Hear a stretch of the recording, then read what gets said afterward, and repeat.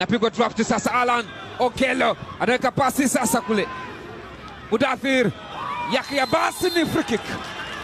Angalia eneo ambalo Okello alipotoka na kwenda kupoka na kwenda kuchukua mpira vizuri, lakini pia angalia Mudathir haya alivyokwenda kuficha mpira kwa ufanisi mkubwa. Anafahamu kama utamtendea ndivyo sivyo, inakuwa ni sehemu nzuri wao kupiga foul.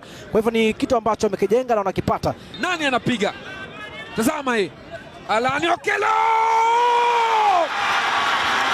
Metacha Mata, Double M Buffalo. Amesimama tu na kupa nafasi Starboy Alan Okello. Anajamlia mambo. Okello huyu anakera kweli kweli, anaumiza moyo Okello kama umpendi.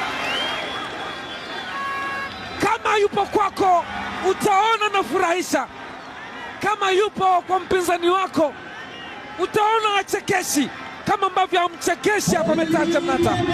Abdul Malik anashangaa. Free kick bomba, free kick maridhawa baada ya Zanzibar Crescent Mudathir kufanywa foul. Okello amechambua. Tazama Metacha Double M amejiamulia kukaa kama vile hataki kucheza mpira ule.